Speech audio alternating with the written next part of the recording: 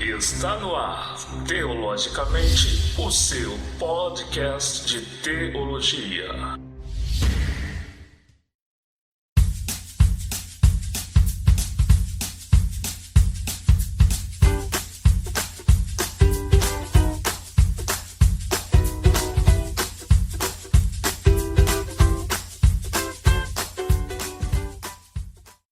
Muito bem, estamos iniciando mais um Teologicamente, o seu podcast de teologia.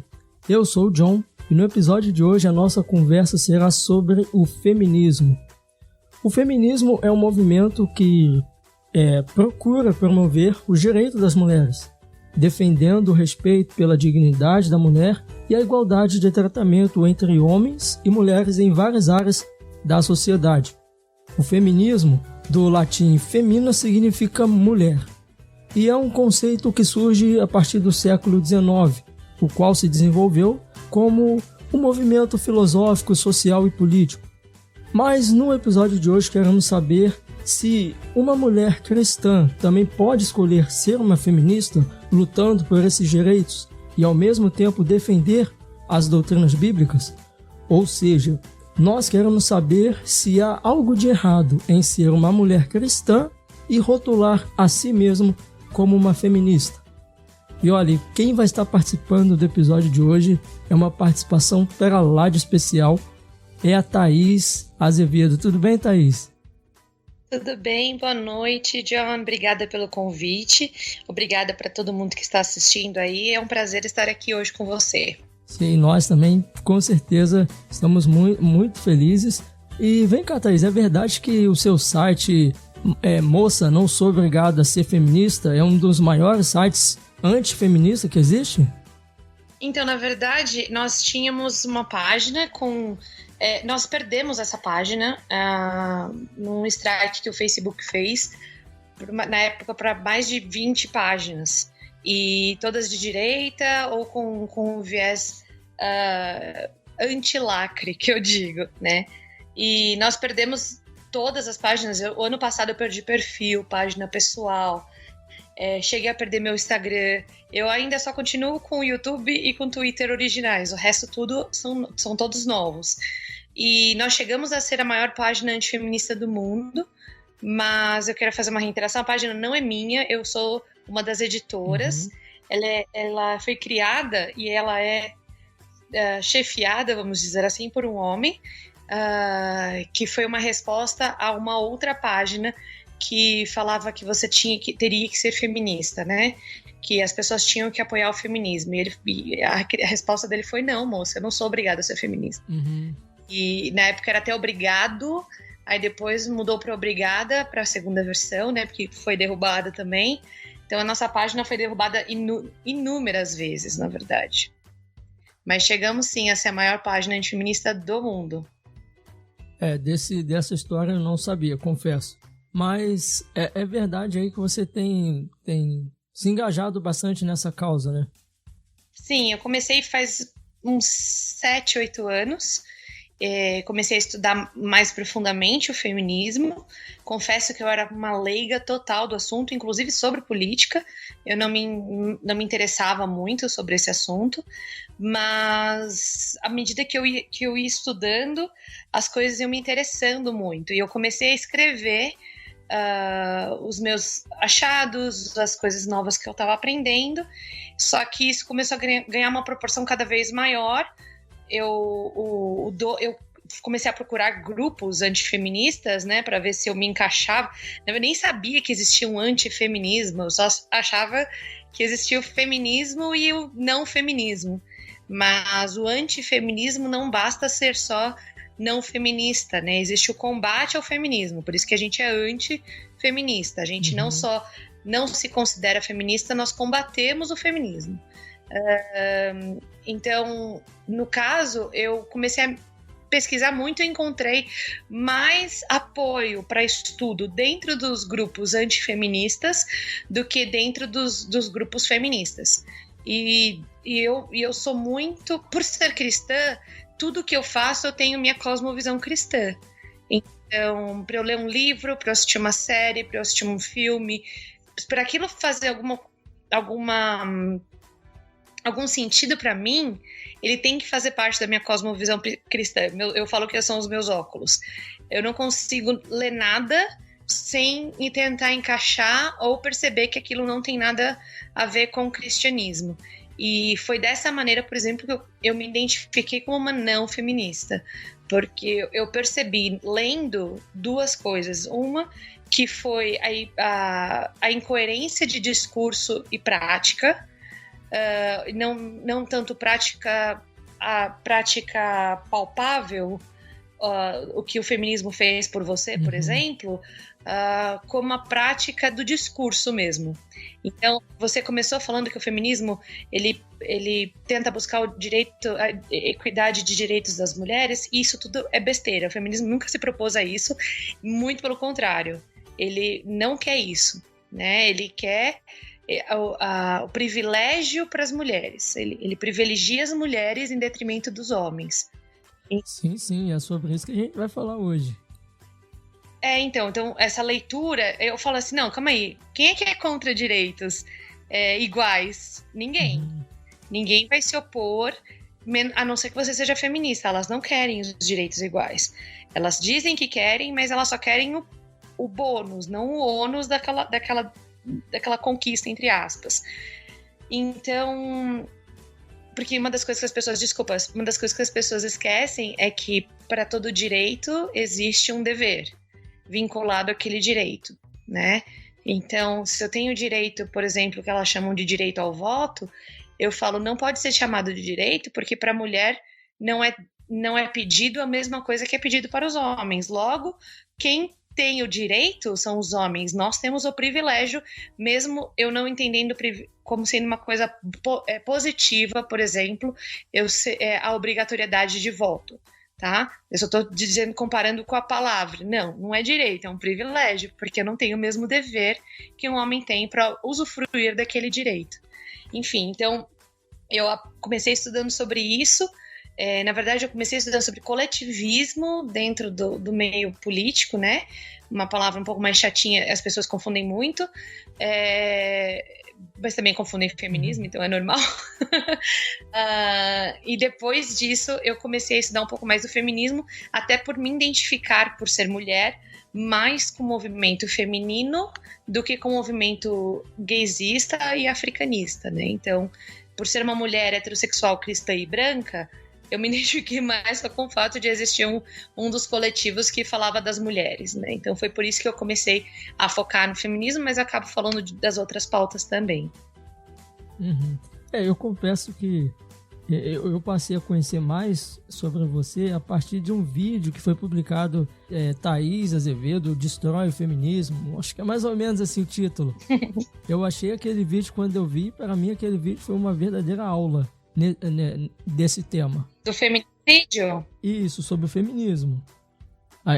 Não, mas é que eu tenho alguns vídeos espalhados pela internet. Tem um que viralizou, que foi do feminicídio.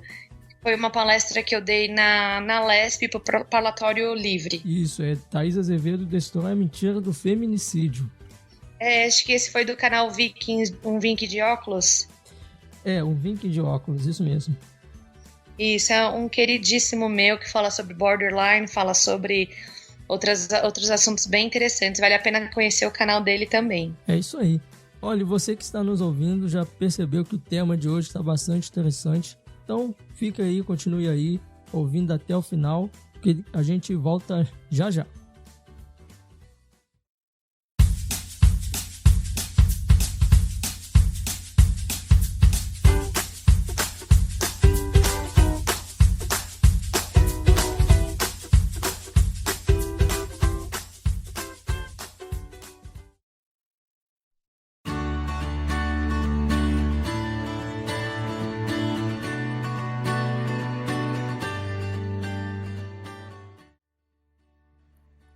Olá pessoas, graça e paz, sou eu mais uma vez, Jorge Eduardo, para trazer mais uma recomendação de livro cristão para você.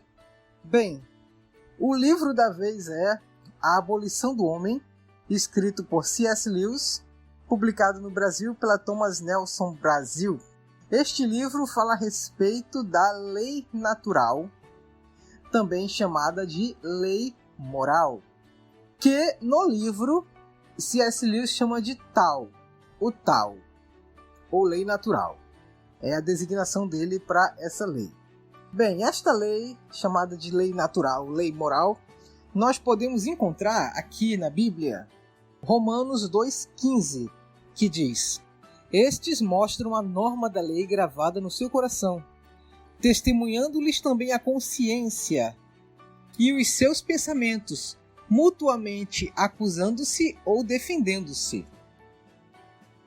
John Piper falou que todo ser humano no mundo tem um conhecimento inato de Deus e um conhecimento inato da lei moral de Deus.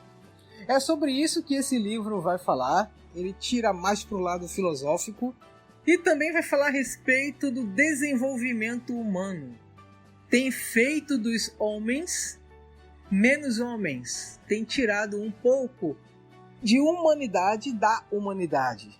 É sobre isso que fala a respeito do título, A Abolição do Homem. Eu vou ler aqui um trechinho para vocês, que diz o seguinte, a página 59. Não há, nem pode haver qualquer aumento simples de poder no lado do homem. Cada novo poder conquistado pelo homem também é, ao mesmo tempo, poder sobre o homem. Cada avanço o deixa mais fraco, ao mesmo tempo em que o deixa mais forte. Em toda vitória, além de ser o general que triunfa, ele também será o prisioneiro que se arrasta atrás do carro da vitória. Está aqui um breve extrato, o suprassumo aqui, da Abolição do Homem, de C.S. Lewis. Está recomendado por mim. Tchau!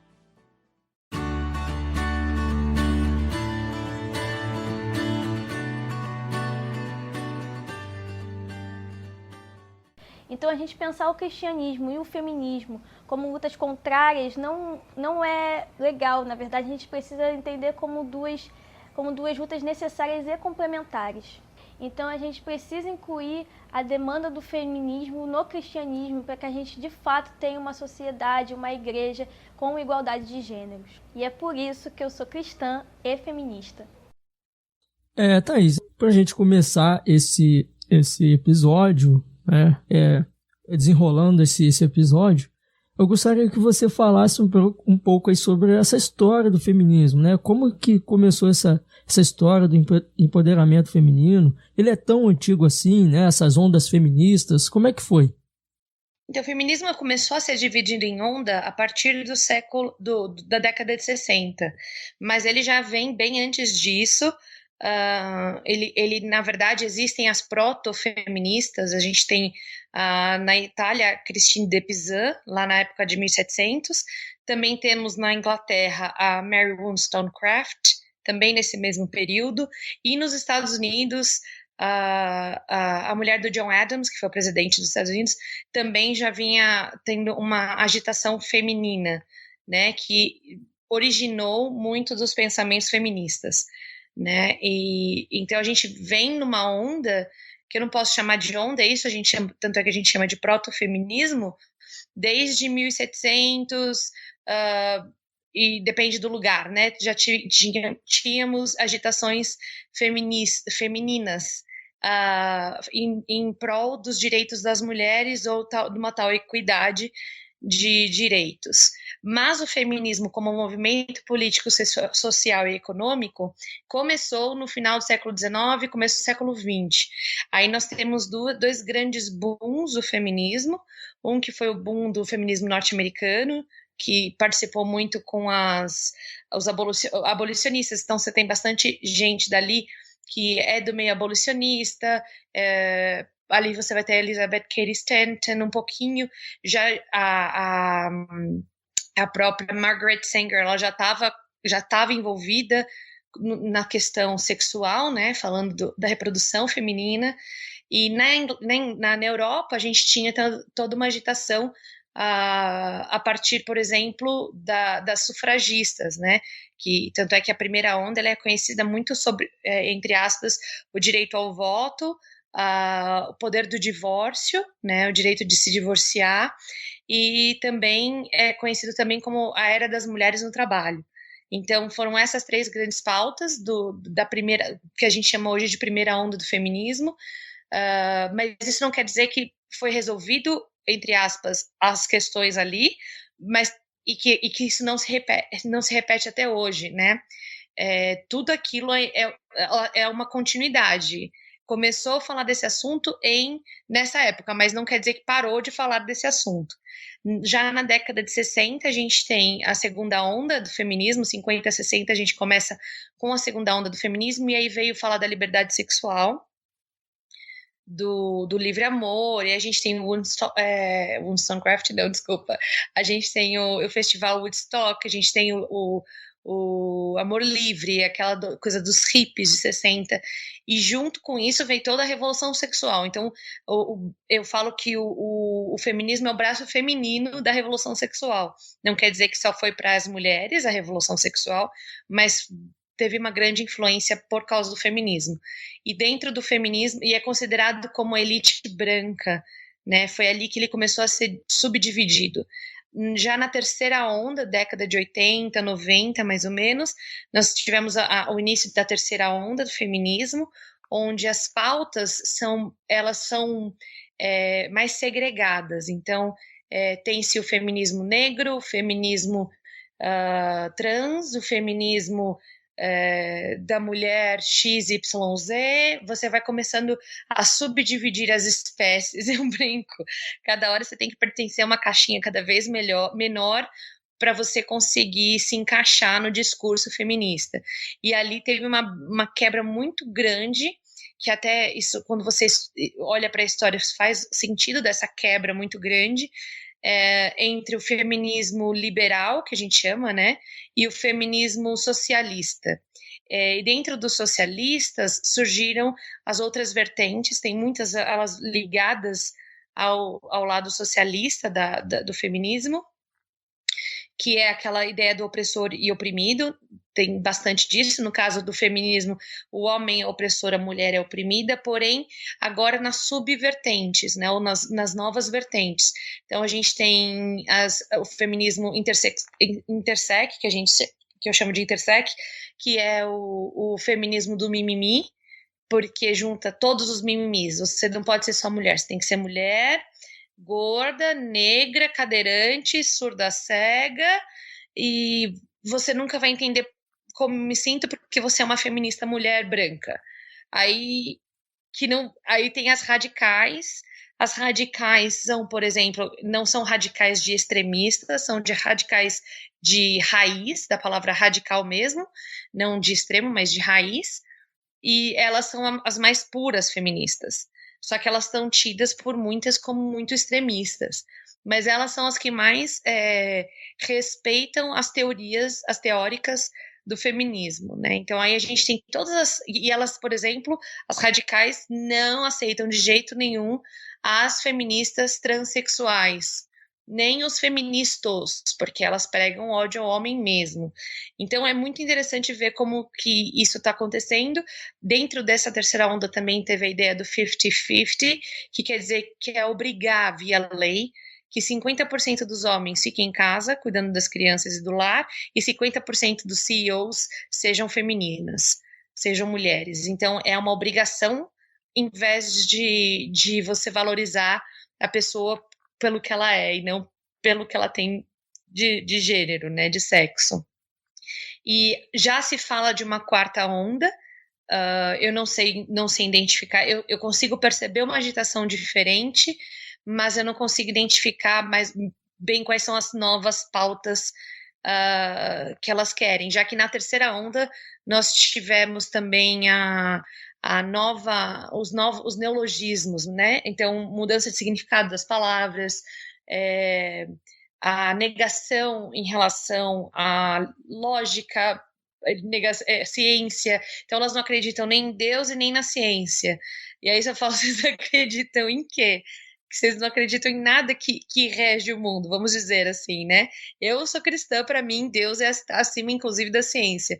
Porém, tem gente que é ateu e só acredita na ciência. Elas não acreditam nem em Deus e nem na ciência. Eu acho muito mais complicado a cabeça dessas meninas da terceira onda, né? mas elas acreditam muito no sentimentalismo, elas vão mais pro o meu feminismo, a minha ideia de ser diferente, eu não penso assim, mas elas não conseguem olhar para o todo.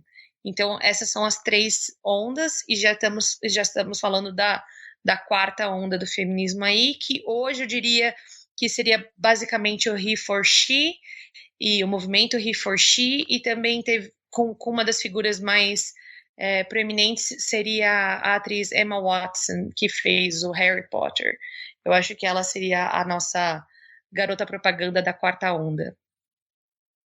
Para mim, que sou um pouco leigo no assunto, até também pode ter alguém que esteja ouvindo, alguma mulher mesmo que esteja ouvindo, alguma moça que esteja ouvindo, que não domine tanto o assunto. É verdade que vou falar primeiro essa primeira onda que veio. É verdade que essa primeira onda lutava realmente por alguma causa, assim, por direitos mesmo, ou não tinha isso, ou era por causa de ideologia mesmo? Depende do que você entende por direito, tá? O que eu entendo por direito? Nós temos apenas 3 direitos, o resto tudo se corre atrás. Os 3 direitos seriam a vida. Todo mundo tem o direito à vida, inclusive de proteger a sua vida. Então, você não tem o direito de cruzar essa barreira, não posso tirar a sua vida.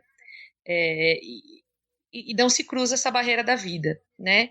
E é por isso, mais uma razão, que o feminismo não concorda com isso, já que eles defendem o aborto. O segundo direito seria a propriedade, sendo que a sua maior propriedade é o seu próprio corpo. Ninguém tem direito você tem o direito de ter uma propriedade e de lutar para ter uma propriedade, porém você não tem o direito de invadir a propriedade alheia. Você pode comprar, você pode pedir licença, mas você não pode invadir. As feministas também não concordam com isso, já que invade-se corpos, invade-se ambientes que elas não concordam. Então eu vou lembrar daquele caso de uma barbearia masculina, porque é barbearia e não é um cabeleireiro, que só faz cabelo de homem, só faz cabelo masculino. E apareceu uma mulher ela queria ser atendida por aquilo. Só que engraçado, não sei se você lembra daquelas academias Curves, que eram academias só para mulheres. Você não via homem brigando para entrar lá. Uhum. Você não via uma manifestação dos homens na frente achando aquilo um absurdo, porque elas não permitiam, é um ambiente que não permite esse homem.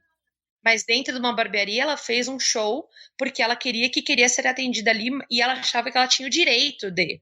Sendo que o cara falou, não, aqui eu não vou te atender, aqui você não é homem. Não, mas eu não perguntei se você quer, meu estabelecimento, minhas regras. Você não tem esse direito de entrar aqui, enfim. E o terceiro é a liberdade. O terceiro direito que eu acredito que todos temos, somos livres, temos que ter o nosso direito de ser livre, seja de opinião, seja de crença, seja do que, enfim, você tem liberdade desde que a sua liberdade não interfira com a do outro. Então, por exemplo, eu sou livre para ouvir música às 3 horas da manhã altíssima? Não, por quê? Porque interfere com a liberdade do outro de querer descansar. Uhum. A gente pode chegar num acordo, olha, pode ouvir música até às 10, depois das 10 vamos baixar o som? Isso aí tudo bem. Agora, onde entra então as feministas? Um ambiente não pode ser livre uma mulher não pode ser livre para não ser feminista. Você é ameaçada de morte, você é criticada, você é xingada, você vai ter a sua vida toda sendo exposta de maneira nojenta na internet, só pelo fato de você ter se oposto ao feminismo. Então, onde está a liberdade da mulher aí? Quando você pensa nisso como sendo seus direitos, você olha para o movimento feminista e você percebe que ele não defende nada disso, muito pelo contrário, ele até priva você de ter isso, mesmo você sendo mulher e querendo isso. Então, quando a gente fala da primeira onda do feminismo, você tem que entender o que estava acontecendo na época. Se a gente pensar no lado sufragista, né, que foi o grande boom da primeira onda, o sufrágio feminista, feminino, desculpa, o que estava acontecendo ali? A gente tinha uma regra em vigor. Qual era a regra em vigor? Que homens, a partir dos 25 anos, eu estou falando isso em Inglaterra, tá? No Brasil era um pouquinho diferente.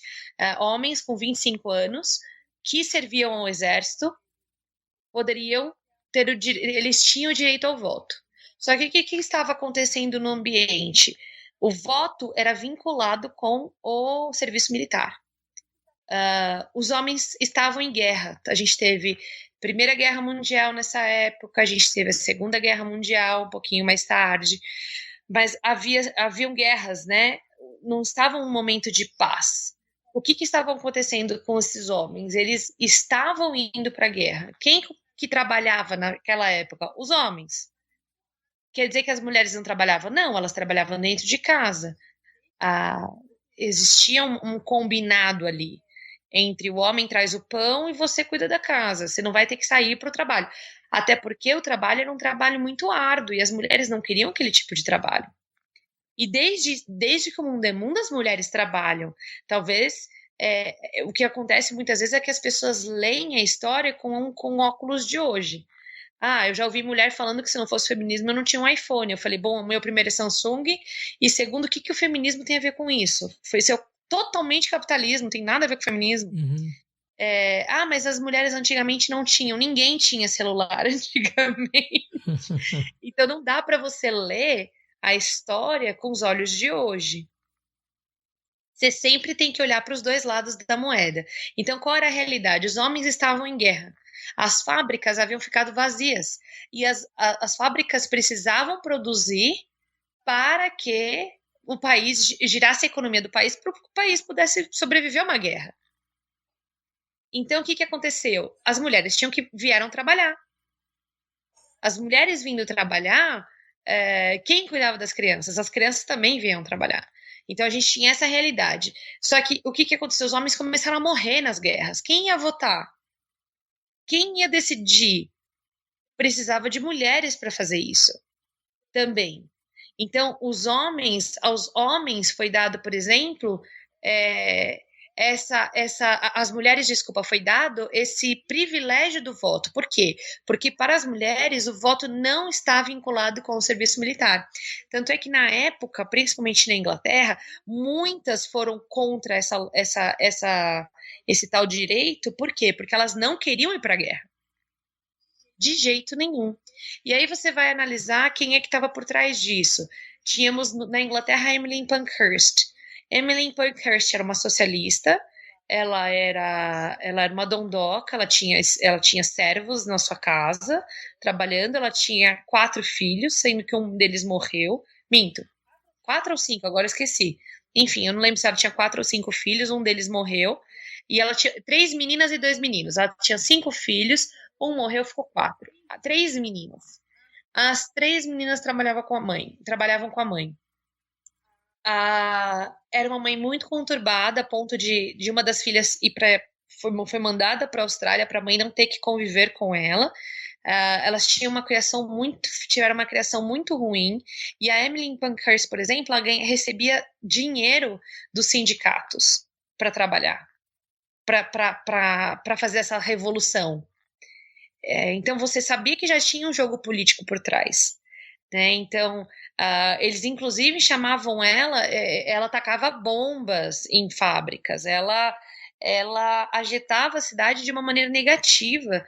Mulheres saíram dentro do primeiro grupo feminista que ela criou, que na época não era tido como um grupo feminista, foi chamado de feminismo depois, mas era tido como um grupo, hoje a gente fala como um grupo feminista. As mulheres saíram por ela ser muito radical.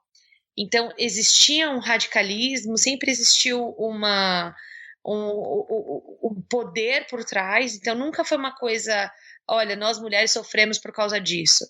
Por exemplo, o direito de ter propriedade. O que estava acontecendo?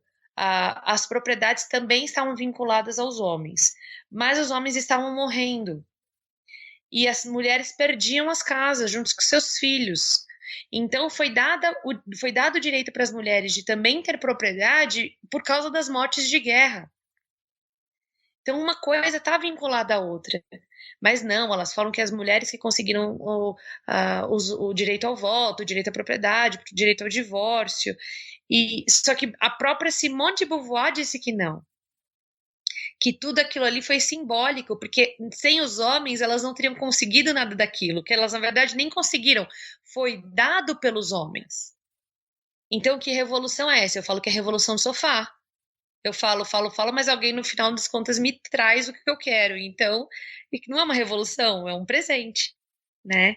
Então, eu não vejo que essas ditas conquistas feministas foram de fato conquistas e muito menos de direitos, né? Então a gente precisa incluir a demanda do feminismo no cristianismo para que a gente de fato tenha uma sociedade, uma igreja com igualdade de gêneros. E é por isso que eu sou cristã e feminista.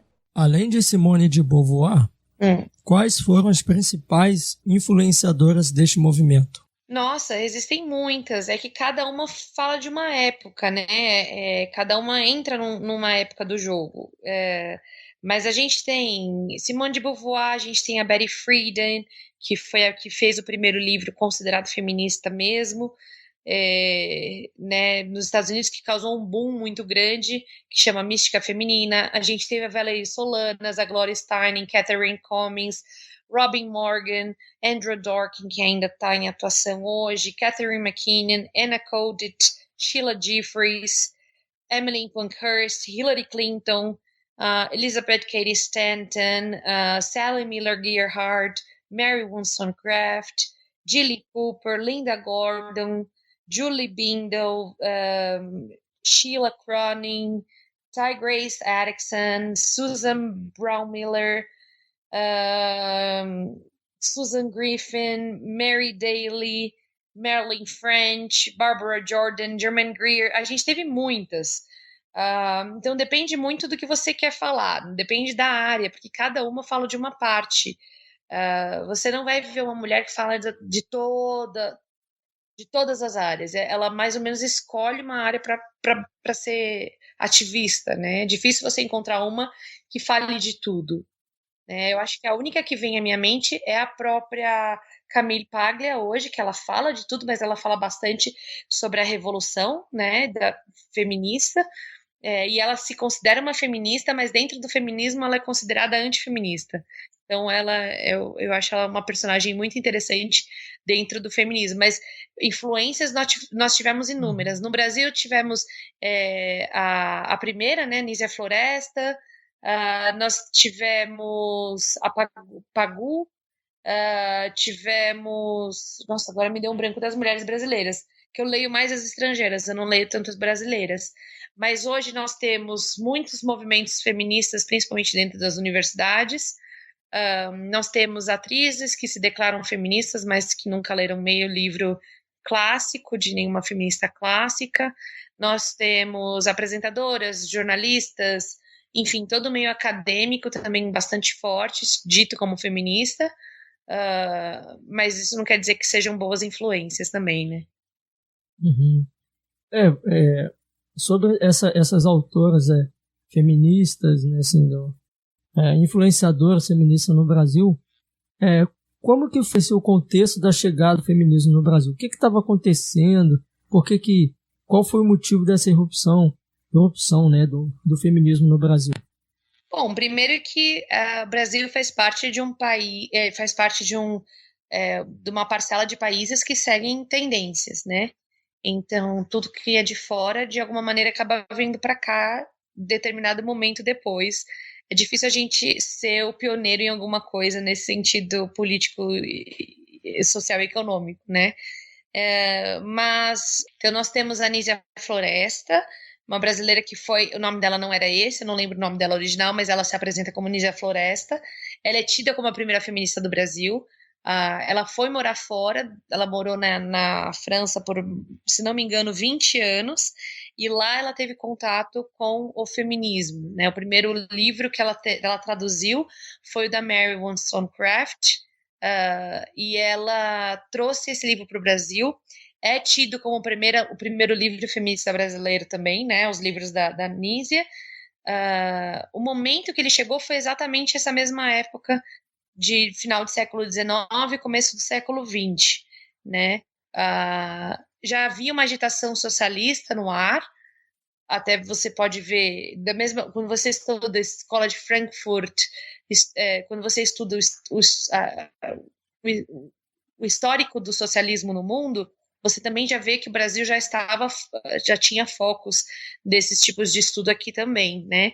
Então você vê o mesmo crescimento que aconteceu lá. Diferente daqui, o voto feminista, o voto feminino veio através de Getúlio Vargas, e a primeira mulher que recebeu o voto foi porque o marido escreveu para ter esse direito, vamos dizer, entre aspas, só que também foi com o mesmo critério. As mulheres não têm o direito vinculado ao serviço militar, né? Aos homens é dado isso até hoje. Então, se um homem... você sabia, por exemplo, que no Brasil não existe pena capital. Um homem que decide, em período de guerra, não ir para a guerra. Ele é considerado um traidor e ele pode ser fuzilado. Então, uma mulher não passa por isso. O homem passa até os 45 anos de idade. Aí, quando ele está livre disso, né?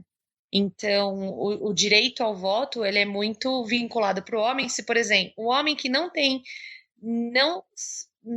se alista no exército e não vira reservista nem nada, este homem não tem direito algum no país. Ele não pode ter um RG, não pode ter um CPF, ele não pode estudar, ele não pode trabalhar, ele não pode ter um carro, ele não pode ter um passaporte, ele não pode ter uma casa, ele não pode uma propriedade, ele não pode nada. Um ladrão, um assassino, um bandido tem mais direito do que um homem que não se alistou no exército. A mulher só tem que nascer no Brasil e, olha só, com 16 anos ela pode tirar o título de eleitor. Acabou. Para a mulher é só isso. Para o homem é todo o resto, né? Então, eu realmente não vejo isso como sendo igualdade, nem um pouquinho.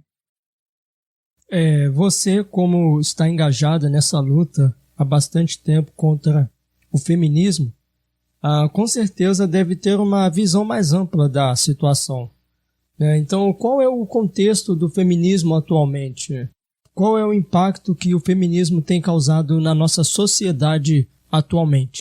Bom, o feminismo atualmente está histérico, ele está uma bagunça, ele está desorganizado e ele está muito engraçado de se assistir. Porque é o seguinte, você tem que entender que antigamente não se tinha outra voz. Eu e você, a não ser que você tenha 100 anos, nós nascemos num mundo já tomado por feminismo. E as consequências disso estão vindo à tona agora. A banalização do casamento se deu por conta das feministas. A banalização do sexo se deu por conta das feministas. A banalização da família se deu por conta do feminismo. Quando a gente fala de feminismo, você tem que entender tudo o que foi feito e tudo que foi, o que elas chamam de quebra de padrão. Se você for olhar o padrão, era um padrão saudável que ficou não saudável. Por exemplo, nunca foi ok bater numa outra pessoa, agredir alguém, certo? Certo. Quando um agressor agride uma pessoa, o que a gente faz? A gente quer esse agressor longe da sociedade. A gente quer esse agressor preso, a gente quer esse agressor julgado e preso e longe da sociedade. A gente não quer conviver com esse agressor, certo? No feminismo, não. Se for uma mulher, a gente tem que aceitar. Porque se for uma mulher que fez alguma coisa, o cara fez para merecer. Porque imagina que as mulheres são capazes de tal atrocidade. Então, quando você analisa o que o feminismo tem feito na sociedade, ele tem colocado a mulher num pedestal que a mulher não merece estar. Ainda mais nós sendo cristãos. Como cristã, eu não posso aceitar um pedestal. Porque eu sou humana, eu erro, eu sou pecadora, eu não sou perfeita. E se você me coloca no pedestal, meu lugar é no chão, não no pedestal. E eu sei que eu sou capaz de fazer atrocidades, porque é o meu lado humano, não é o meu lado feminino. Eu não faço atrocidades porque eu sou feminina, eu faço atrocidades porque eu sou humana. Então, por exemplo, a gente percebe nas prisões, existem muitas reportagens sobre prisão feminina e prisão masculina. Elas acham um absurdo as mulheres estarem presas com muitas presas dentro da cela. Elas acham um absurdo. Onde já se viu uma mulher usar pão como absorvente interno? Porque, nossa, onde já se viu uma mulher dar luz dentro da cadeia? Existem, inclusive, pensadoras que pregam a extinção de cadeias femininas. Então, a mulher pode fazer o errado, o homem não. Mas ninguém olha para os dos homens. A maior parte carcerária é masculina. As maiores atrocidades que acontecem enquanto a mulher usou um OB, um miolo de pão como absorvente interno, o homem é decapitado e vira churrasquinho. Lembra que aconteceu lá no Norte, Nordeste? Não lembro exatamente, uma época atrás? Uhum. Que a gente assistiu a decapitação, quer dizer, eu não, porque eu não sou louca de assistir essas coisas, mas que foi aquela coisa absurda. Foi horrível, né? E calma aí, ninguém fala disso, não, a gente tem que liberar as mulheres da cadeia porque elas não podem ter filhos lá dentro. Por que ela tá grávida cometendo crime? Entende? Então, para a mulher não é o ruim. Se a mulher faz uma coisa errada, a gente chama de machismo ou foi por influência masculina. A mulher nunca tá errada. E aí você olha assim, calma aí, a mulher então é incapaz, é isso? Ela só sabe fazer coisas se tiver um macho por trás? Então, ela é uma anja, né? A mulher é uma anja, ela é perfeita. Mas por causa dos homens, ela se torna imperfeita. Então, quando você começa a analisar o que veio de informação para essas novas para essas novas gerações, e eu me coloco nela também, porque eu nunca fui feminista. Depois eu fiz um momento de autoanálise, né, enquanto eu aprendia sobre feminismo, para ver se eu era ou não feminista. Eu não lembro de ter me considerado feminista em nenhum momento da vida, principalmente quando eu comecei a estudar os porquês do feminismo, né? E, ao mesmo tempo, algumas coisas para mim foram muito, muito difíceis de aceitar. Foi muito difícil de tirar de raiz de dentro do meu coração. Tava tão enraizado que foi difícil de perceber que isso não era o natural, que isso não era o normal, que isso não era o aceitável. Então, a gente tem muito disso. O problema é que as pessoas hoje, elas não percebem. Então, você fala assim, como é que as mulheres estão hoje? Elas estão confusas. Foi dito para elas que elas são donas do próprio corpo, que é uma mentira absurda. Foi dito para elas que elas são que elas não precisam ser responsáveis pelos seus atos, que é outra mentira absurda. Eu não sou dona do meu próprio corpo se eu sou cristã. Eu digo isso até para não cristãos, mas eu vou falar para você como cristã. Como é que eu posso acreditar que eu sou dona do meu próprio corpo se eu pertenço a Deus, se meu corpo é dele? Logo, eu não posso fazer com o meu corpo o que eu quero. Eu não tenho esse direito, não me foi dada essa liberdade. Ou, se eu tomar a decisão de fazer tudo o que eu quero com o meu corpo, eu tenho que aguentar todas as consequências. Então, está criando mulheres fracas. O feminismo enfraqueceu as mulheres. Esse empoderamento, para mim, só mostra a mulher fracassada. Só precisa de poder aquela mulher se vê sem poder. Então, alguém que busca um empoderamento é uma pessoa vazia. Uhum. Pensa comigo. Eu já ouvi de algumas mulheres cristãs ditas feministas que pregam sobre o empoderamento feminino. E eu falo, que poder você tem? Para o coração agora. Faz o seu olho não piscar. Faz o seu cabelo cair sem arrancar.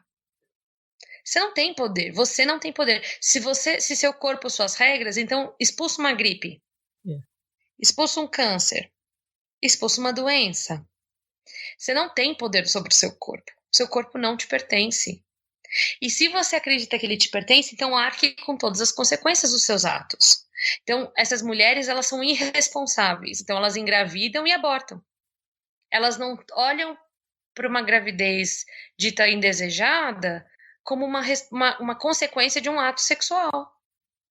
Então, se eu sou irresponsável, se eu chamo o papai Estado para tudo, então o que está acontecendo? As mulheres não estudam tanto quanto homens para entrar em bons empregos. Qual é a consequência disso? Ela pega vagas menores. E ela, ao invés de você ver mulheres lutando para ser melhores, lutando para ser mais bem-sucedidas, estudando, indo além, você vê mulheres pedindo para o Estado resolver essa situação. Por exemplo, aconteceu, eu postei sobre isso, acho que ontem ou anteontem, um grupo feminista da Austrália, em Melbourne, se não me engano, esse grupo se uniu para fazer um café australiano, café vegano feminista na Austrália. Eu falo que é um ambiente que eu jamais frequentaria, e até porque eu acho que eu ia apanhar nesses lugares. Mas por que as mulheres sofrem preconceito e por que as mulheres ganham menos, elas decidiram implantar a seguinte regra: a mulher sempre tem preferência na casa. Então, se tiver uma fila de espera, as mulheres entram primeiro que os homens. E os homens todos serão sobretaxados em 18%. E isso foi notícia de jornal na época, eu até lembro, eu cheguei a postar sobre o assunto na época que foi lançado, eu falei, façam suas apostas quanto tempo dura. E ontem ou anteontem, agora já não lembro quando foi exatamente, eu vejo a notícia que esse café foi fechado. Anunciou que vai, na verdade, fechar agora no próximo dia 28. E a culpa foi da masculinidade frágil. Elas não reconhecem o próprio erro. Elas são incapazes de perceber que elas falharam. Logo, se elas não reconhecem que elas falharam, a culpa é de quem? É do outro. O outro é responsável pelo meu fracasso. Ela não consegue olhar para si. E que tipo de poder é esse? Eu falo isso direto. Ela consegue entrar numa empresa, mas ela não consegue falar não para um namorado abusivo. Ela não tem força suficiente para sair de um relacionamento abusivo. Ela nem percebe que o cara é abusivo. Ela vai perceber quando tá apanhando. Então, foi dada toda essa liberdade para a mulher e ela não sabe o que fazer com essa liberdade. E usou para o mal. Tanto é que a frase do Nelson Rodrigues é utilizada direto, né? A mulher é um macho elas estão se tornando machos mal acabados, né? É verdade que os homens estão virando bananas? Estão com medo das mulheres? Eu acho que sim. Na verdade, assim, não é que estão com medo. Eu acredito que os homens perderam o interesse. Houve uma perda de interesse muito grande nas mulheres. Porque é a mesma coisa do café. Quem é que quer ir para um lugar e ser maltratado? Não faz sentido, né? Ninguém. Quem que vai entrar num relacionamento para ser maltratado? Só pessoa louca. E daí você vai mostrar todo o seu lado cavalheiro, né? Todo o seu cavalheirismo e não vai valer de nada, não vai fazer sentido nenhum, né? Não vai ser exato, e não vai ter reciprocidade. E para um relacionamento dar certo, ele tem que ser a base da reciprocidade. Não existe um relacionamento de uma só pessoa. Uhum. Existe um relacionamento de duas pessoas. Se as duas pessoas se doam para esse relacionamento, o relacionamento é perfeito. Perfeito de pessoas imperfeitas, né? O que eu digo perfeito nesse sentido, de pessoas imperfeitas que estão cientes das suas imperfeições, e que estão cientes da imperfeição do outro, mas que estão dispostos a crescer junto, a estar junto, a não ir dormir cada um no seu canto brigado, a olhar para o outro com amor, a olhar para o outro com respeito. Não existe mais respeito. Não existe mais... eu não gosto da palavra empatia, porque hoje ela está remetendo uma outra coisa, né? Hoje parece que você falar a verdade é você não ser empático ao outro, e não é verdade. Eu consigo ter empatia das pessoas e continuar falando para ela que ela está errada. Eu consigo sentir a dor dela e falar, mas você está colhendo o que você plantou, a Bíblia não mente sobre isso. Você não vai plantar mamão e colher jabuticaba, não vai dar. Só que o que está acontecendo? Você está criando uma geração de pessoas que estão desrespeitando umas às outras. Então, por exemplo, eu como professora, eu não ensino os meus alunos a não bater nas meninas. Eu ensino os meus alunos a não bater, ponto. Inclusive as meninas. Não se bate, ponto final. Ninguém está te batendo, por que você vai bater no outro? Porque você é melhor? Você não é melhor que ninguém, não. Então, os homens, não é que eles estão mais bananas, os homens estão com menos vontade de se colocar, né, nesse sentido. E o que eu sinto muita dó, e eu brinco que eu sou casamenteira exatamente por causa disso, porque eu conheço muitos caras legais, e eu tenho muitas amigas legais. E eu quero que eles se encontrem, eu quero que eles sejam felizes e tenham filhos lindos. E que eu seja a madrinha de todos eles. Por quê? Porque eu quero que as pessoas legais que valem a pena se encontrem e sejam felizes. E eu acho que a família, o casamento, uma estrutura, uma coisa bem estruturadinha, é o que vai quebrar todos os padrões, todos os paradigmas. E como cristãos, né, a gente olha para um casamento formado por duas pessoas imperfeitas, mas que o casamento em si ele foi feito de modo perfeito, porque ele foi planejado por Deus.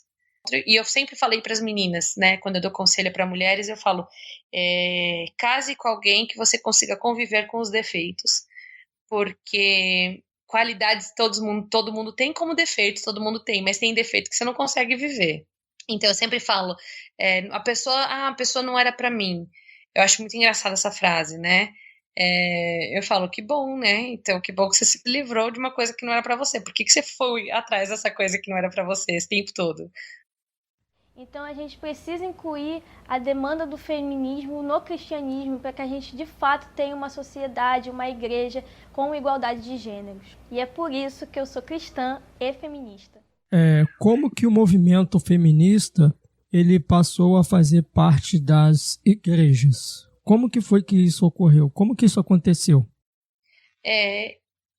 Como eu disse, o mundo está dentro desse feminismo enraizado já faz 100 anos. Então, assim, seria muito difícil se a igreja não tivesse tido influências vindas do feminismo, porque ele não está à parte do mundo, né? Ele está dentro do mundo.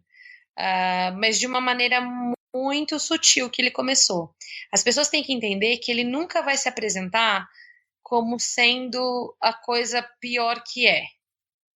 Ele sempre vai se apresentar num lado positivo. Bonitinho, fofinho, nada maldoso, nada, né, hostil.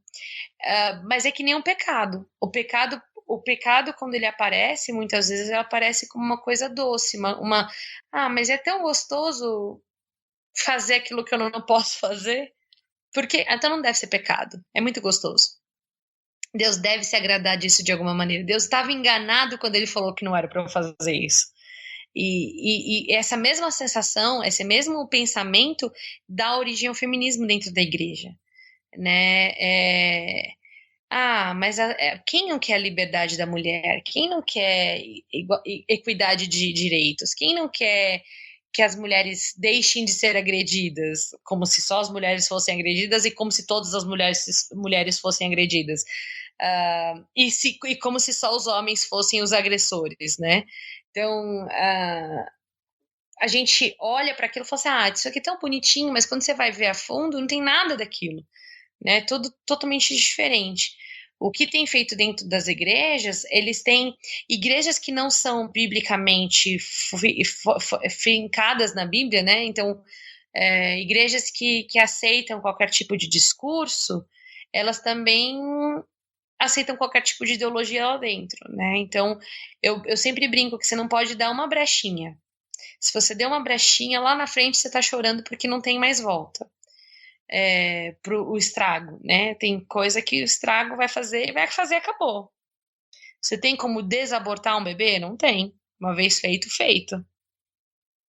Não quer dizer que você não vai perdoar, etc. Mas uma vez feito, feito. Não tem como voltar atrás.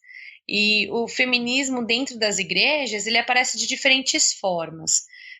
O contato que eu tenho mais com feministas cristãs nunca é um contato agradável, eu confesso, porque as vezes que eu tive contato com elas foram em meios de debate, né? E num debate sempre tem alguém que vai perder. E eu sou muito competitiva para perder. E não só isso, eu sou muito bíblica para perder um debate quando o assunto é Bíblia. Porque eu sei o que a Bíblia diz, eu sei o que a Bíblia não diz. E não fale asneiras em nome de Cristo, caso contrário, eu não vou nem te respeitar. Não, e talvez também você por essa questão de ser bíblica, talvez falta esse argumento bíblico para aqueles que acabam aderindo desse movimento estar munida contra isso, né?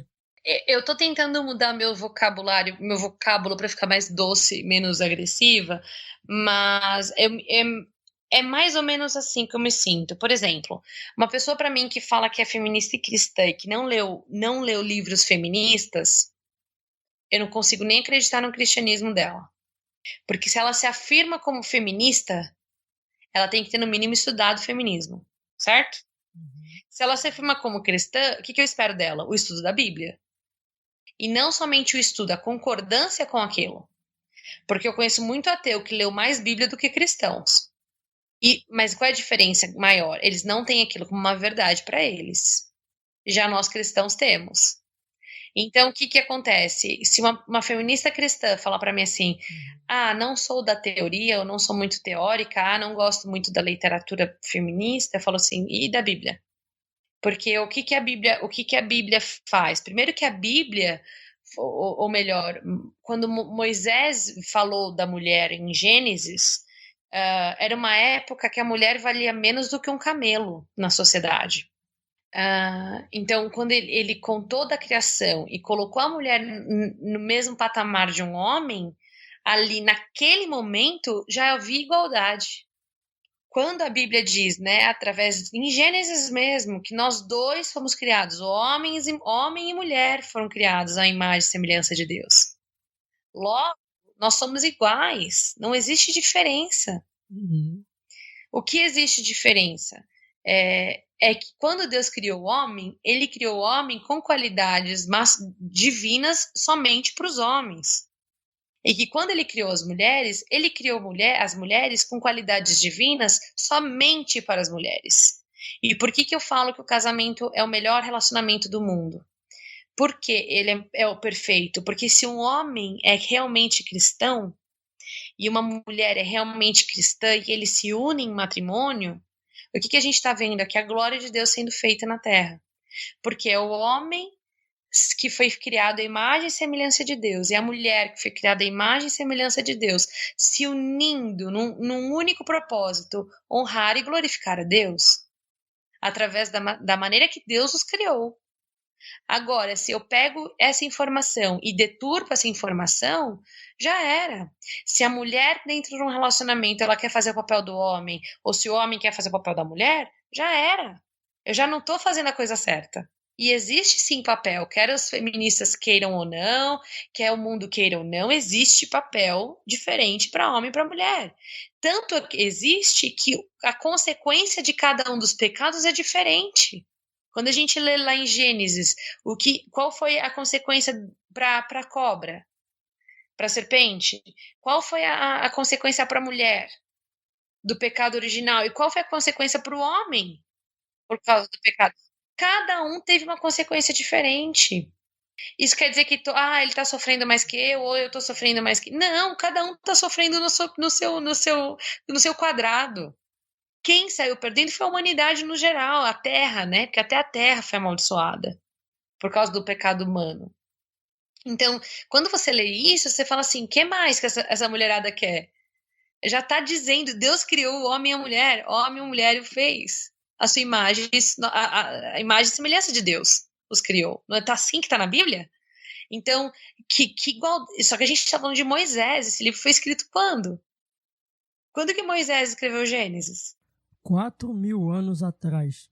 Entendeu? Então, há 4.000 anos já se falava de igualdade feminina e masculina. Quem que não falava isso? O mundo, mas a Bíblia já falava, Deus já punha valor na mulher. Aí quando a gente passa, por exemplo, para a parte do Novo Testamento, mas a mulher ainda era subjugada. Gente, o mundo é errado, não a Bíblia. A Bíblia muitas vezes narra histórias do mundo, não quer dizer que ela aplaudia aquilo. Quando fala de Sodoma e Gomorra, por exemplo, você não vê Deus elogiando os moradores de Sodoma e Gomorra. Logo, homens e mulheres eram maus, iguais. Ou ele só salvou as mulheres? Ou só salvou os homens? Não, ele matou todo mundo. E aí a mesma coisa com Noé, a mesma coisa com Jonas. em Nínive. A gente vê história após história, onde Deus não tratava as pessoas diferente. Quem tratava diferente era a sociedade, mas não era Deus. Então falar que Deus é machista, que Deus é... Para, que bobagem! Aí quando você parte, por exemplo, para Paulo, quando ele fala em Romanos, por exemplo, do uso do véu, etc., as pessoas não sabem ler aquilo. De novo, elas leem aqui a Bíblia com os óculos de hoje. Põem a cosmovisão moderna para ler uma coisa que foi escrita há 2000 anos. E sem estudar a história da época ou como que era vivida a época. Então, uma das coisas que eu falo quando me chamam para falar em igrejas, né? E muitas vezes me perguntam do véu. Bom, eu sou batista, então a gente não usa véu. Mas, enfim. E eu falo o seguinte, eu falo assim, qual era a época? Qual era o acontecimento da época? Como era a história na época? Como que as mulheres eram tratadas? Como que os homens eram tratados? Como que era a sociedade da época? Você sabe me responder? Ah, não sei. Então vou explicar. Normalmente é assim que acontece, né? Então eu explico para eles.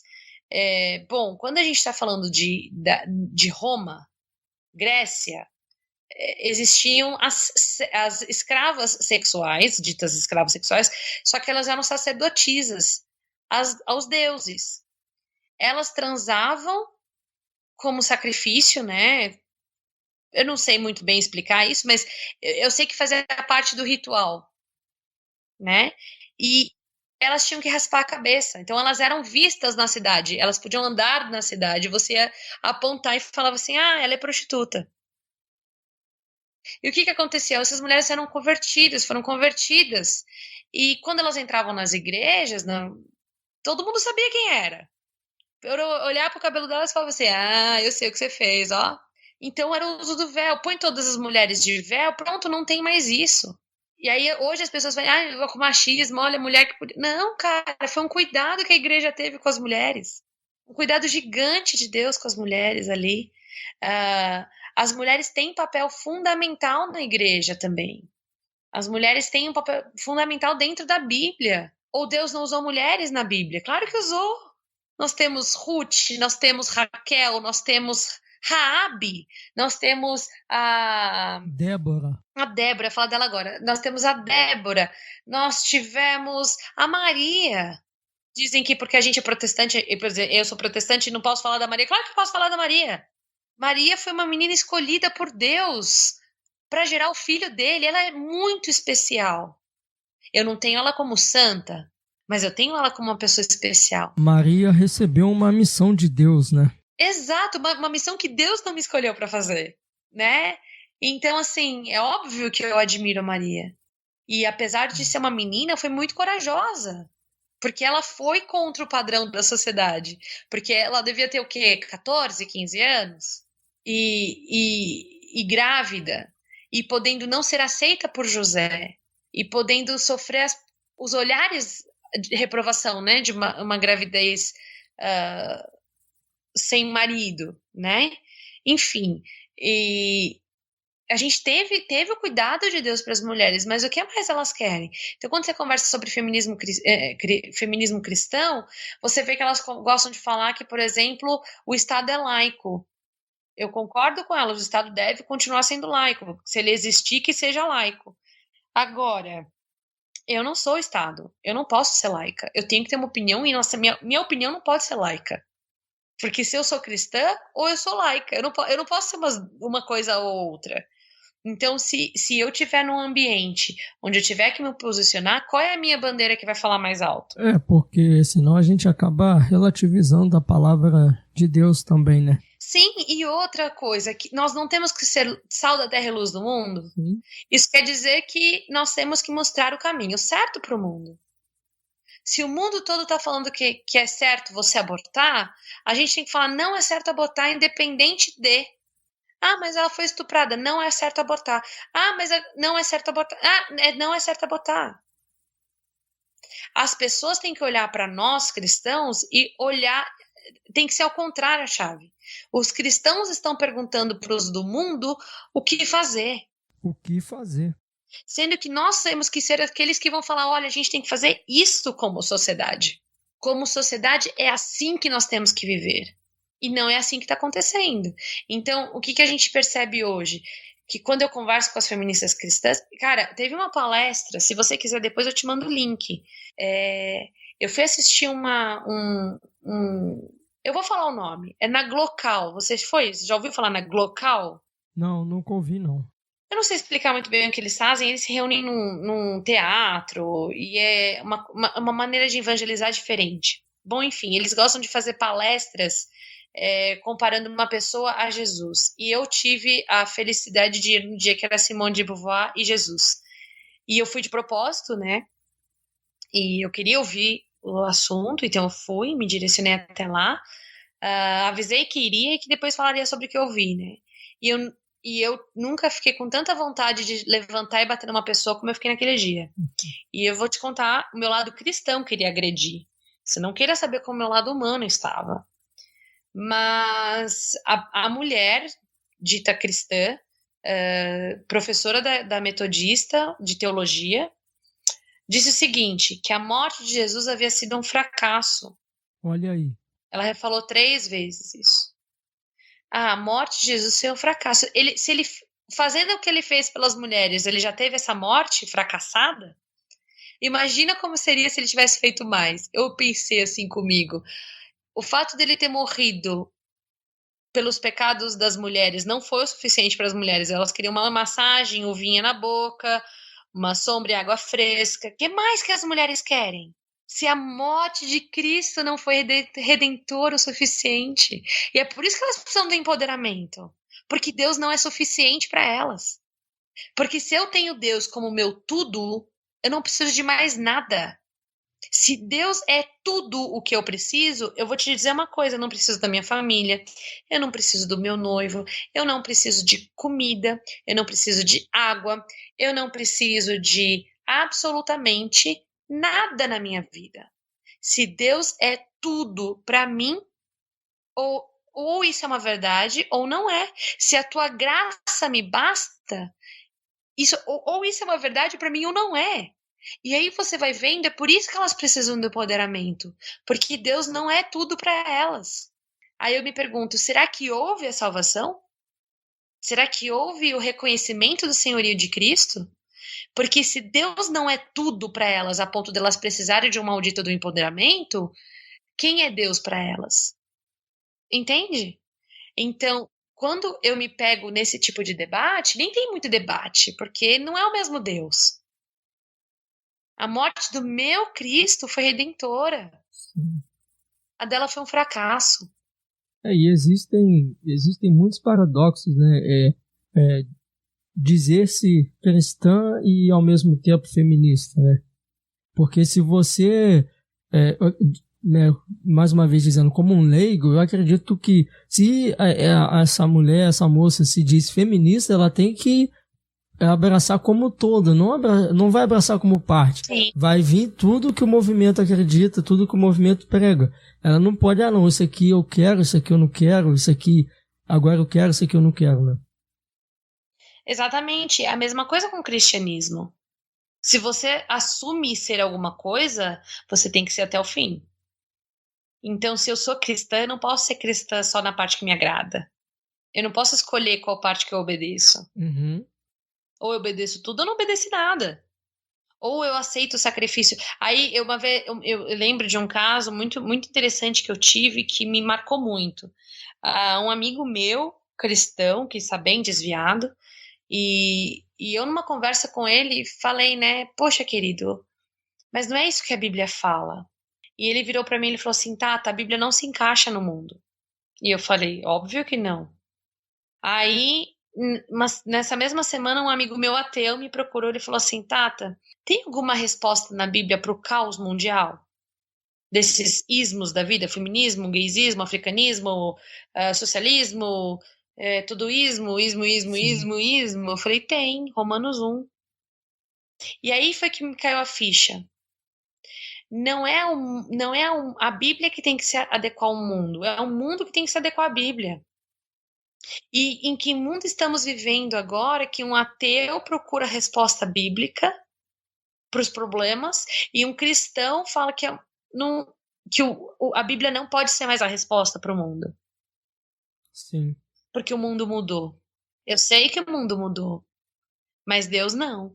Então, Deus é o mesmo hoje, será amanhã e sempre foi o mesmo Deus. Ele é fiel, né? Então, ou a gente crê... E eu falo assim, mas que parte então que a gente vai abrir mão? Porque num debate, inclusive, eu tenho no meu canal do YouTube, vocês podem achar como Thaís Azevedo, tem um debate que eu fiz com uma cristã feminista, e ela falou, mas aí a gente vai ter que levar, a gente não pode levar tudo que está escrito na Bíblia em consideração. Então eu não posso levar o quê em consideração? O Gênesis, a criação. Ou eu não posso, que parte que eu não levo em consideração? A história de Noé. Calma aí, não, de Noé não. Não vou levar em consideração Davi. Não, Davi não posso. Não, Davi eu tenho que levar. Jesus, que eu não vou levar em consideração. Se eu levar alguma coisa, se eu tirar se eu desconsiderar alguma coisa da Bíblia, eu desconsiderei a Bíblia inteira. Então, assim, a gente não pode abrir mão. Então, quando eu falo com uma feminista cristã, eu não consigo entender como ela consegue ser isso. Porque não tem como você servir a dois senhores. A quem você se ajoelha? A quem você se ajoelha? A quem pertence a sua vida? Quem é o seu Senhor? Então, assim, quando eu me deparo com esse tipo de coisa, eu questiono, inclusive, a salvação. Porque a Bíblia já disse para mim que conhecereis a verdade vos libertará. Então, se a verdade já me deu a libertação, que libertação mais eu preciso? Ou quer dizer, que se eu não estou liberta, é porque eu não conheci a verdade. E Jesus diz que ele é a vida, a verdade, ele é o caminho, a verdade e a vida. Ou seja, se eu não conhecer a verdade, é porque eu não conheço a Cristo. Se eu não estou liberta, é porque eu não conheci a Cristo ainda. Então, se eu preciso de uma liberdade que não tenho, é porque eu não conheci a Cristo ainda, porque só em Cristo eu sou livre.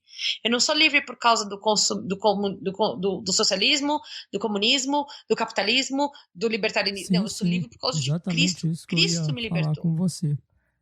A gente pode ser o mais engajado que for, no movimento social que for, mas se não for a obra regeneradora do Espírito Santo, o Espírito Santo que convence da justiça, do pecado e do juízo, não tem salvação. Não existe.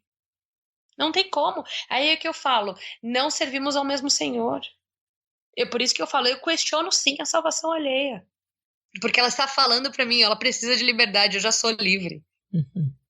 Ela tá falando pra mim que ela precisa de poder. Eu já tenho poder em Cristo. Eu posso tudo. Não é isso que tá escrito na Bíblia? Se Cristo vos libertar, verdadeiramente sereis livres, né? Não, e ele fala sobre poder na Bíblia. Sobre termos poder. O que a Bíblia fala sobre isso? Em Cristo eu posso tudo. Nem tudo me convém, mas eu posso tudo. Eu já tenho poder. E se a graça de Deus me basta, eu não preciso de mais nada. Isso aí. Então, é muito complexo, por exemplo, você falar disso quando você está num ambiente não cristão. Porque aí você tem que usar das suas outras ferramentas, né? Então, eu falo de política, eu falo de economia, eu falo de todo o resto para botar meus argumentos. Mas dentro da igreja não tem argumento. Acabou, né? O argumento que eu vou dar tá escrito na Bíblia, não tá? Então, ou você acredita nisso ou você não acredita. Acabou a conversa, próximo. É até mais grosseiro, né? Uma vez pediram para eu falar sobre aborto, eu falei, jura que eu tenho que falar sobre aborto? Tá bom, aborto é pecado, próxima pauta. Não tem mais o que falar, o que mais que eu vou falar? Vamos falar sobre adultério, devo ou não adulterar? Não deve, próxima pauta. Para mim é a mesma coisa, vamos falar sobre mentira. Não minta, próxima. Tem coisas para mim que são muito óbvias, e aí você percebe que aí teve influência. Porque as pessoas não conseguem mais perceber a obviedade dos assuntos dentro da Bíblia. Deus já foi claro, com as coisas que a gente devia saber, a gente já sabe. Tá lá, é só ler, é só conhecer, é só viver aquilo. Mas se você não coloca isso em prática, não fale que a culpa é de Deus, porque você não está fazendo a sua parte. Então a gente precisa incluir a demanda do feminismo no cristianismo para que a gente de fato tenha uma sociedade, uma igreja com igualdade de gêneros. E é por isso que eu sou cristã e feminista. Thaís, faz algum sentido dizer que a Bíblia promove o machismo, a misoginia, a desigualdade entre homens e mulheres, a submissão cega ao homem, como muitos dizem por aí? Porque se a gente vê alguns versículos, parece dizer, né? Por exemplo, Paulo, ele diz que as mulheres devem ficar em silêncio no culto, que as mulheres devem ser submissas ao marido, né? Ao seu esposo. Então, a Bíblia promove isso aí? Ou faz algum sentido dizer que a Bíblia promove essas coisas? Bom, eu não vejo machismo na Bíblia, mas eu também não vejo machismo como as pessoas veem machismo até na sombra, né? Eu sou considerada uma pessoa machista, apesar de não ser. Eu acho que tudo, de novo, é uma leitura fora de contexto. Se você ler a Bíblia com os olhos de hoje, você provavelmente vai falar que aquela atitude é machista. Mas se você assistir vídeos da Xuxa na década de 80, hoje, você não vai acreditar que a gente assistia aquilo na televisão aberta. Ou não. E a gente está falando do quê? De quase 30, 40 anos. Então, imagina um livro que foi escrito há 2000. Então, se você usar o óculos dos anos 2020, não queira entender o mundo de 1800 com os óculos de 2020. Você não vai conseguir. Então, você sempre tem que olhar para a história. Em relação à submissão, eu falo bastante sobre isso porque eu sou fã da submissão. Primeiro, submissão a Deus. Segundo, submissão ao meu pai e minha mãe. E terceiro, ao meu marido. E as pessoas leem esse texto de uma maneira muito errada, ao meu ver, e alguns pastores e teólogos que eu tenho contato. Eu tenho 7 pastores que me dão apoio espiritual, bíblico, e quando eu às vezes eu tô com um pensamento e eu não sei se isso tem base bíblica ou não, e aí eu procuro eles para ver se eu encontro uma resposta, né, para minha dúvida. Mas sobre a submissão, por exemplo, as pessoas esquecem de ler o texto inteiro. Primeiro de tudo, ele está dizendo para a esposa ser submissa ao seu marido, certo? Só que antes disso ele falou o quê? Homem, seguinte, você tem que, antes de tudo, me amar. O papel do homem é amar a Deus acima de todas as coisas. E morrer pela sua mulher. Como Cristo deu a sua vida pela igreja. O homem, ele tem um papel, ele vai ser cobrado por Deus por coisas que as mulheres não serão cobradas. E as mulheres serão cobradas por Deus por coisas que os homens não serão cobrados. Cada um vai ser cobrado por uma coisa. Mas quando Deus manda o homem tem que ser fiel a Deus antes de qualquer coisa. Se você escolher se casar com um homem, no caso uma mulher, né, escolher se casar com um homem que não é fiel a Deus, minha amiga, ele não vai ser fiel a você. Ele não é fiel a Deus. Quem é você perto de Deus? Você é um nada.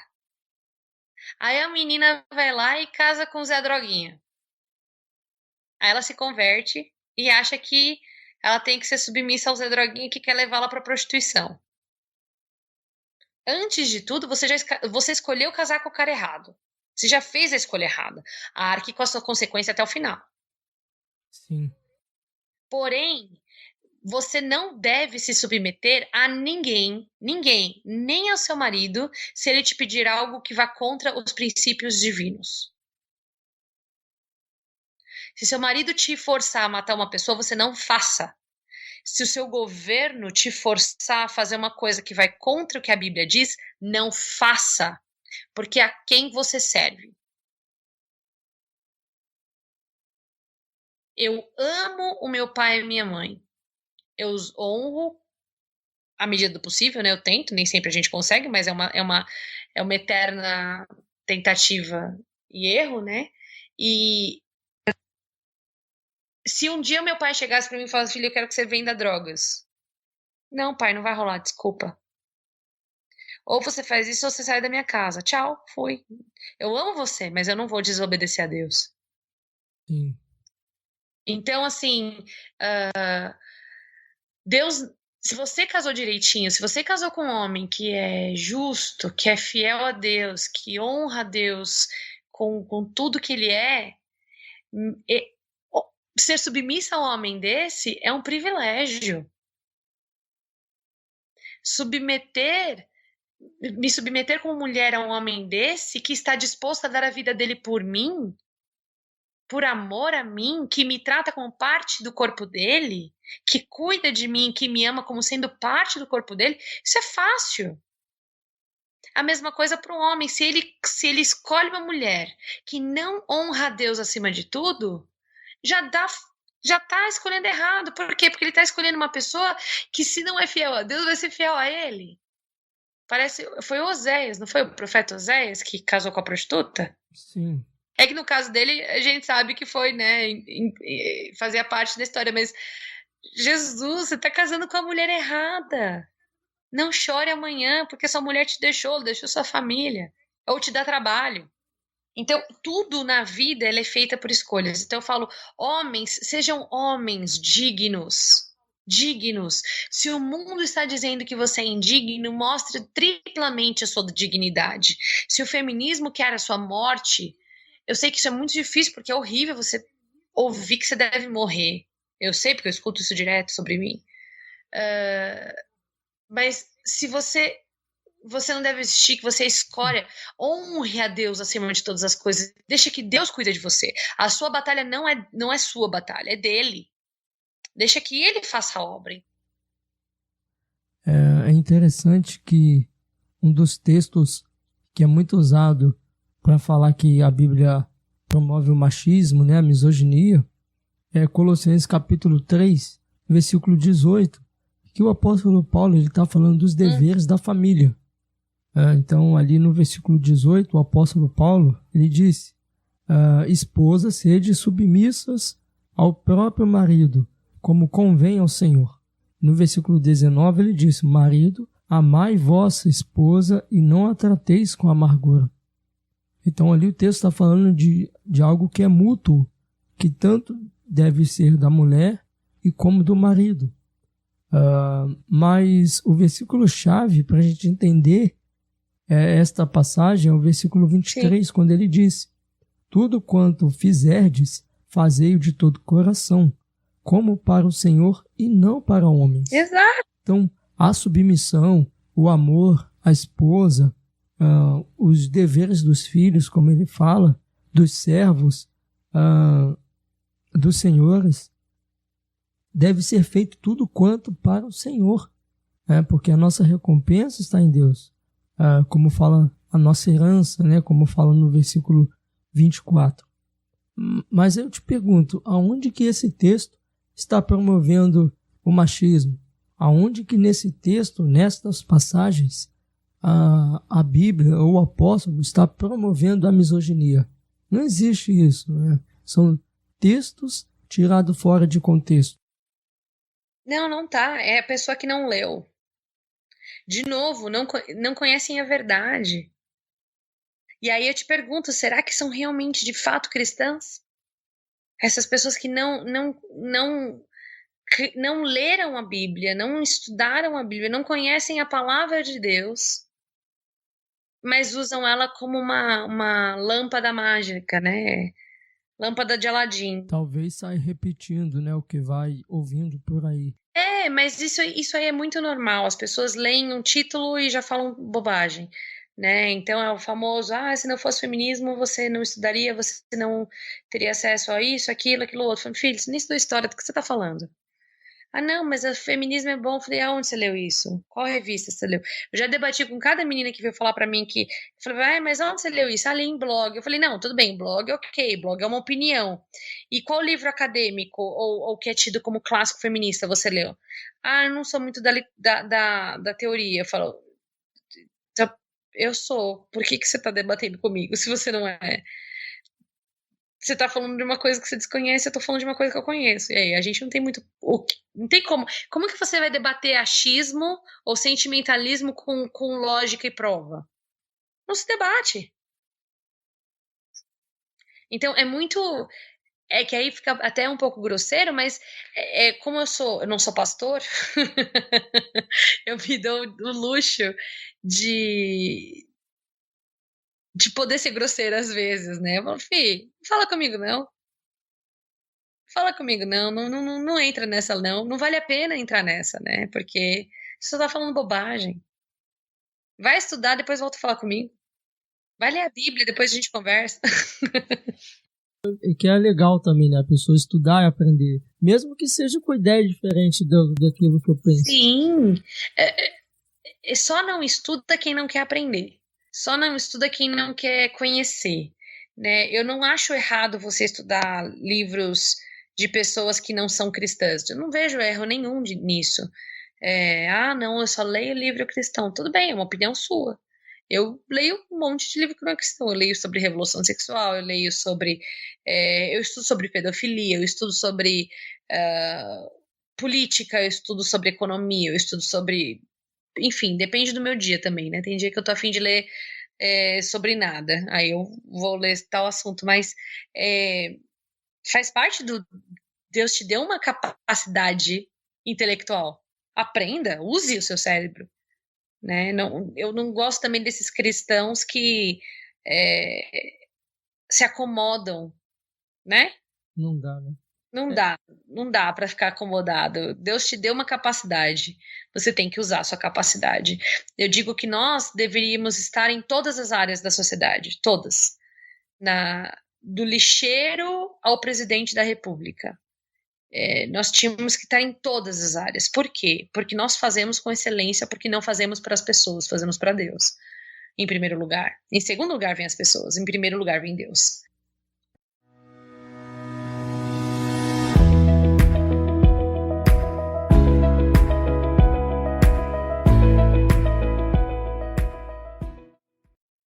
Muito bem, estamos chegando ao final de mais um episódio.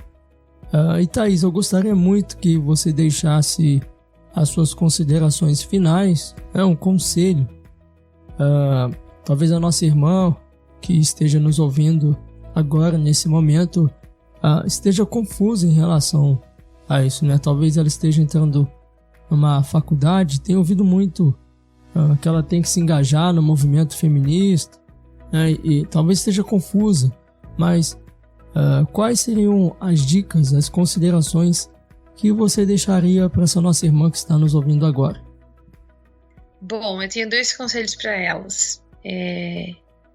Eu queria muito que elas tivessem um encontro pessoal com Cristo.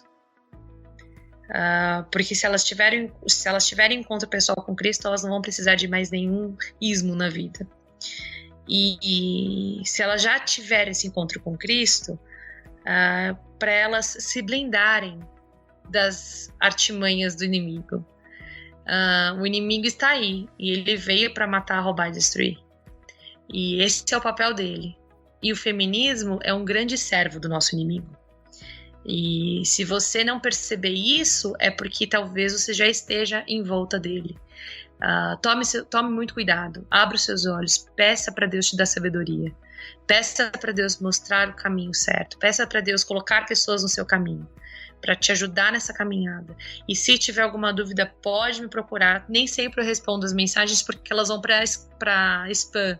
Então, até eu acessar porque eu só consigo acessar isso quando eu estou no computador. E eu quase nunca entro pelo computador nas minhas redes sociais. Então, peça para Deus que te dê sabedoria para você chegar nesse entendimento sozinha, né? Você não precisa de mim, não precisa de mais ninguém. Peça somente para Deus. E se você for homem, porque muitos homens também acabam sim. sendo afetados, né, pelo feminismo, não são só as mulheres que são afetadas, aos homens eu peço muita cautela. Eu queria muito que os homens tivessem cuidado com o tipo de mulher que se envolvem. Porque existem mulheres que estão dispostas a acabar com a vida de um homem por causa de um não que ela ouviu. E lembre-se, homens, a quem vocês servem. Lembrem-se quem é o seu Senhor. Porque se você ficar com isso em mente, nós podemos mudar o mundo. E depois que casar com uma feminista e levar pra dentro de casa, já era, tá? Não reclama, cara, não reclama. Pensa antes de escolher. Mas eu falo assim, a Bíblia fala que a boca fala do que o coração está cheio. O que você está colocando dentro da sua cabeça? Qual é o tipo de informação que você está se alimentando? Você sempre tem que contrabalancear, né? Eu leio muita coisa ruim, eu recebo muita mensagem de gente implorando por ajuda, daquelas coisas que eu nem compartilho com ninguém, porque é um peso muito forte que a pessoa não pediu para ter, né? Então é muito complicado o meu dia a dia de ativismo, né? É bastante pesado para uma professora que não tem nenhum treinamento como psicóloga ou como para lidar com esses sentimentos, né? Mas o que eu falo é o seguinte: vocês se alimentem do que faz bem. Então leia livro feminista, mas também leia a Bíblia para combater aquela informação, né? Para você ter a sua base. Ao invés de você ter os livros feministas como Bíblia, tem a Bíblia como o livro, né? Então, enfim, acaba mudando um pouco o seu pensamento.